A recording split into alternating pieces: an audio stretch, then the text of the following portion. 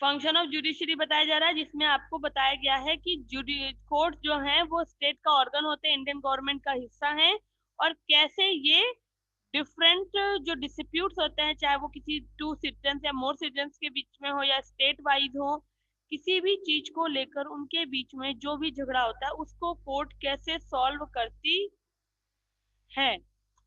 यहाँ पे आपको कुछ सिचुएशंस दी जा रही हैं, जिनमें पहली सिचुएशन में दो लोगों के बीच में, प्रकाश और प्रमोद के बीच में लैंड डिस्प्यूट हो रहा है। सेकेंड सिचुएशन है कर्नाटक और तमिलनाडु में कावेरी जल विवाद है, जिसमें नदी के पानी के जो नदी का पानी है उसको उसको लेकर जल विवाद है।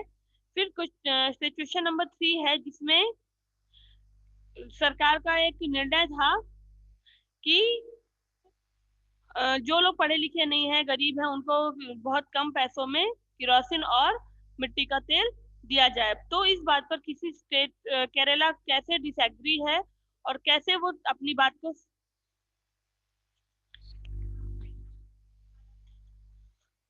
कैसे वो एग्री कर रहा है, डिसएग्री है उस बात पे कि केरला सबसे ज्यादा हाईएस्ट लिटरेसी रेट रखता है, तो वहां पर उन लोगों की आय कम है बट वो पढ़े लिखे हैं और उनके पास इलेक्ट्रिसिटी भी है, तो उनकी सालाना आय को देखते हुए उनको केरोसिन तेल दिया जाए क्योंकि वो गरीब हैं।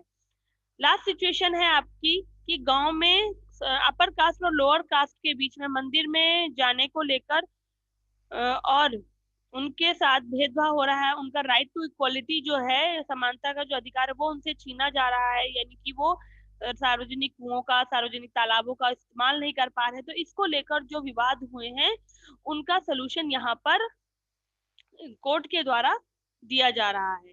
डिस्प्यूट बिटवीन टू और द मोर सिटीजन, जब दो से अधिक लोगों के बीच में या दो लोगों के बीच में झगड़ा होता है तो कोर्ट उसको कैसे सॉल्व करती कि प्रकाश और प्रमोद दोनों कोर्ट गए और settle the property dispute with Pramod, और उसने वहां पर प्रॉपर्टी डिस्प्यूट यानी लैंड डिस्प्यूट जो उनका था उसको वहां पर सॉल्व किया। सेकंड में, जब दो या दो से अधिक स्टेट्स के बीच में संघर्ष होता है तो स्टेट गवर्नमेंट कोशिश करती है कि the court to resolve the dispute, की कोर्ट जो है इन डिस्प्यूट्स को सॉल्व करे। For example Kaveri water dispute जो है वो कोर्ट में गवर्नमेंट के द्वारा रिफर किया गया तमिलनाडु और कर्नाटका की, to the court by the government of the Tamil Nadu and Karnataka. Karnataka और तमिलनाडु की सरकार के द्वारा ये केस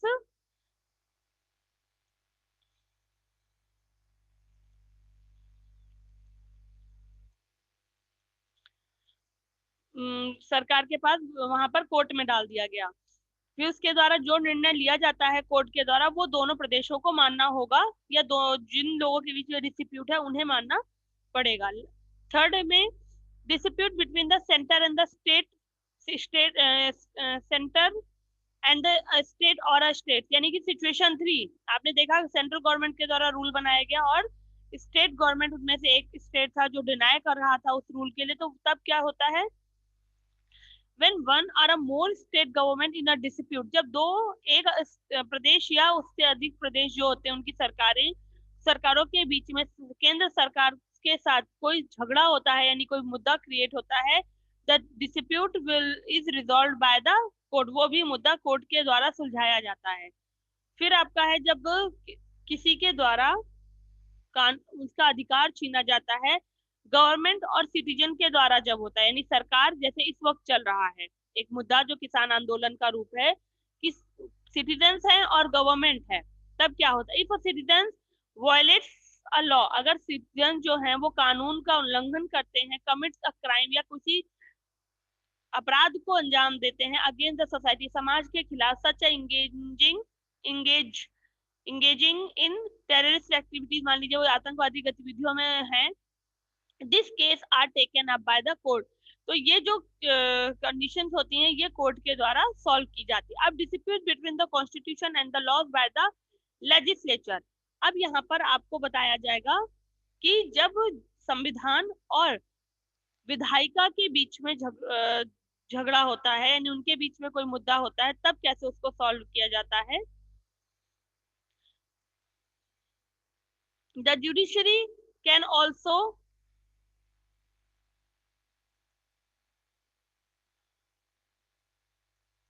पूर्णिमा लेसन शेयर हो रहा है,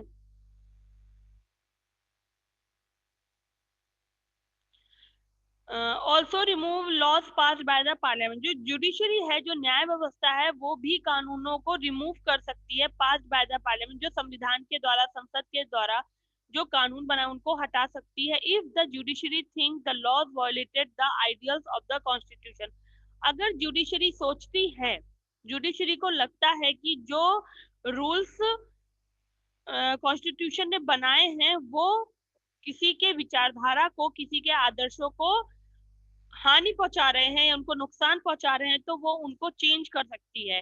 the function of the judiciary is also called judicial review. Please underline this line. If the judiciary think the laws violated the ideals of the constitution. अगर संविधान के आदर्शों को, कोई विचार को कानून के द्वारा, जुडिशरी थिंक द लॉज, जो कानून है वायलेट कर रहे हैं किसको, संविधान के आदर्शों को। The function of the judiciary is also, यहाँ से आपकी पूरी लाइन होगी, the judiciary can remove the laws से लेकर कॉल्ड जुडिशियल रिव्यू तक अंडरलाइन कर लीजिए। पूछा जा सकता है what is judicial review. Okay, कि जो न्याय व्यवस्था है, जो न्यायिक प्रणाली है हमारी, वो किसी भी कानून को जो संसद के द्वारा पारित किया गया है उसको बदल सकती है अगर उसे लगता है कि संविधान के आदर्शों को नुकसान पहुंच रहा है। तो इस फंक्शन को जुडिशियल रिव्यू कहा जाता है। Another important function of the judiciary. और इसके अलावा आपने जो पीछे सिचुएशन सॉल्व हुई, आपने समझ लिया कि दो से अधिक नागरिकों के बीच में अगर कोई मुद्दा है तो वो भी कोर्ट के द्वारा सॉल्व होगा, जुडिशरी इसको सॉल्व करेगी। इसके अलावा दो स्टेट्स के बीच में है, सेंट्रल स्टेट और स्टेट गवर्नमेंट के बीच में है, स्टेट गवर्नमेंट और सेंट्रल गवर्नमेंट के बीच का भी डिस्प्यूट कोर्ट के द्वारा सॉल्व किया जाता है। गवर्नमेंट और सिटीजन्स के बीच का भी जो डिस्प्यूट है वो कोर्ट के द्वारा ही सॉल्व किया जाएगा। यानी जो किसान आंदोलन चल रहा है उसमें देख रहे हैं बराबर सुप्रीम कोर्ट के द्वारा सुनवाई चल रही है। अगर उसमें जो निर्णय सुप्रीम कोर्ट लेगी फिर वो सरकार को और नागरिकों को दोनों को मानना पड़ेगा। Another important function of the judiciary is enforce the fundamental rights. इसके अलावा जुडिशरी का एक सबसे इम्पोर्टेंट काम है कि फंडामेंटल राइट्स को इन्फोर्स करना, उनको बढ़ावा देना। Any citizen can approach the court if any of their fundamental rights are violated.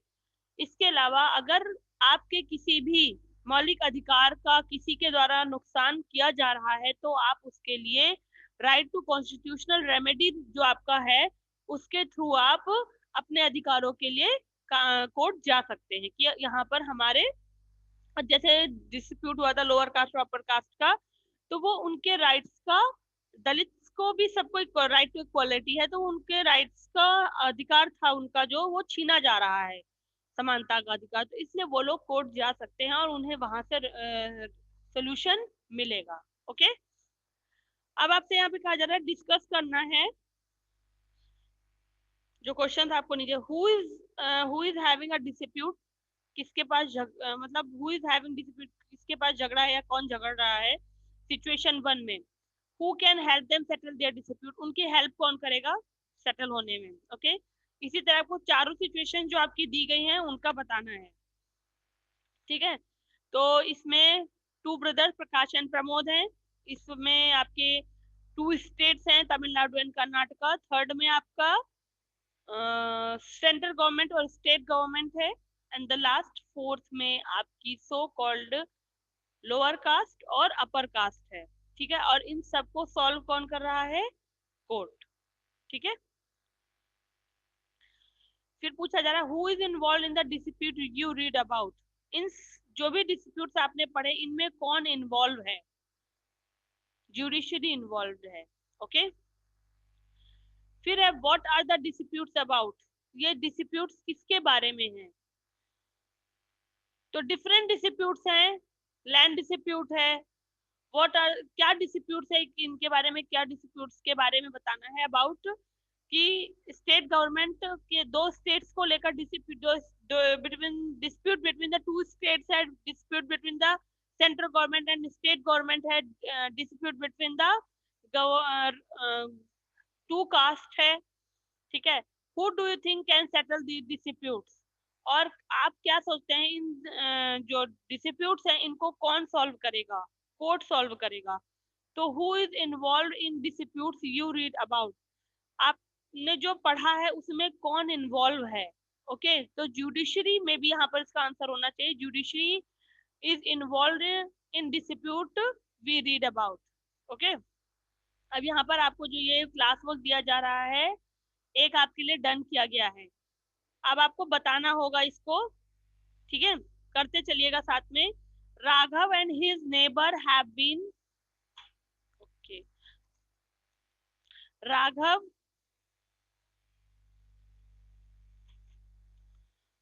Raghav and his neighbour have been in a property dispute for last 2 year. Raghav और उसका जो पड़ोसी है, एक प्रॉपर्टी को लेकर उनके बीच में 2 साल से झगड़ा चल रहा है।